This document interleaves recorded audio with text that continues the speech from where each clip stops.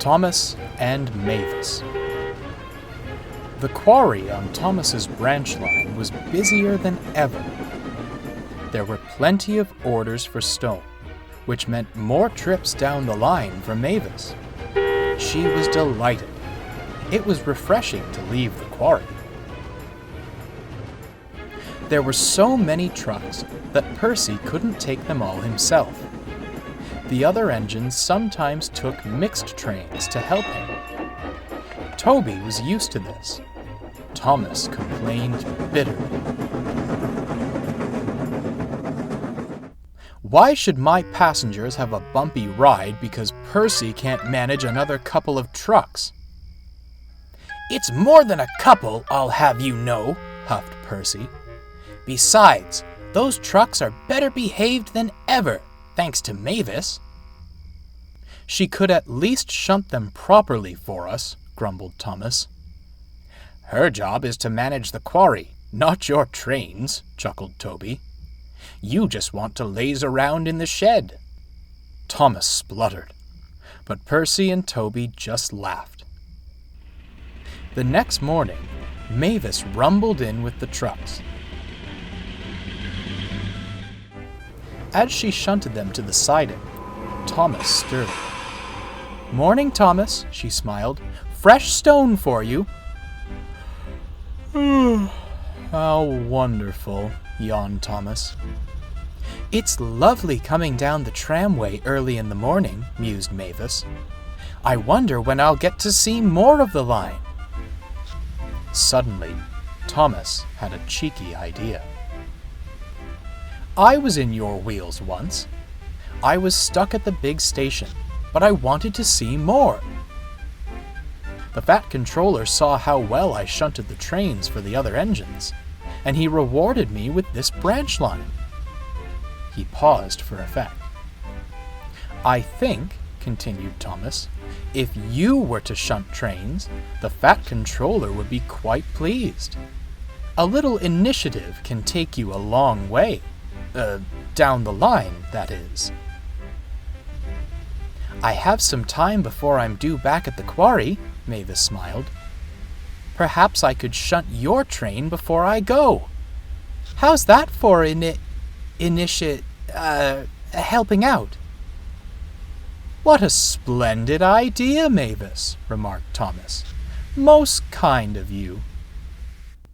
For several days afterwards, Mavis would shunt Thomas's trains after she brought the trucks down. At first, she was eager to help, but balancing shunting with quarry work soon wore her down. This didn't bother Thomas. All he cared about were a few more minutes of shut-eye. One morning, Mavis fussed into Farquhar and found Percy waiting. Hello, Mavis. You do look tired. Never mind me, she huffed. Where's Thomas? Helping at the big station for the morning. I'll be taking Annie and Clarabelle instead. Well, I'll have your train shunted as quickly as I can. Why would you shunt my train? Quizzed Percy. Mavis explained her conversation with Thomas. Oh, that Thomas, scowled Percy. I knew he didn't like shunting, but I didn't think he'd stoop this low. You mean shunting wasn't how Thomas got his branch line? Huh! If that were all it took, I'd have my own branch line too. You let him shunt his own trains from now on, if he's so good at it. Mavis was fuming. She wanted to pay Thomas out. And that's when an idea struck her. Yes, Percy, she smirked. That's exactly what I'll do. The next morning, the sun rose over the sheds. Thomas was fast asleep, having a lovely dream, when suddenly, Thomas! Thomas! Wake up! Thomas's eyes jolted open.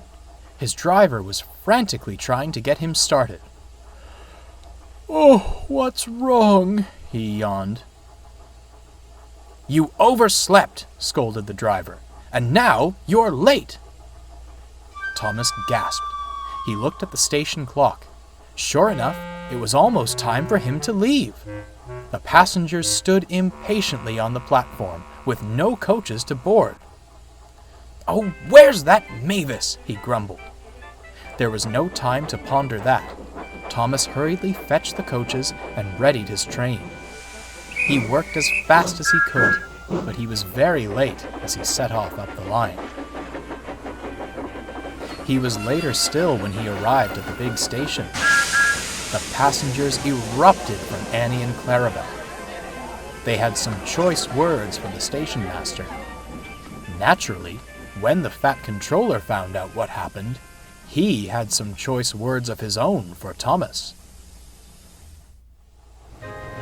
The next morning, Mavis was surprised to find Thomas wide awake when she arrived at Farquhar.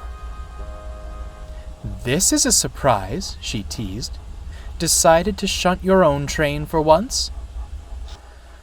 "I'm sorry I tricked you," sighed Thomas. "I certainly made a fool out of myself, didn't I?"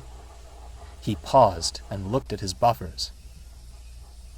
"You've worked very hard the last few days. Much harder than I have.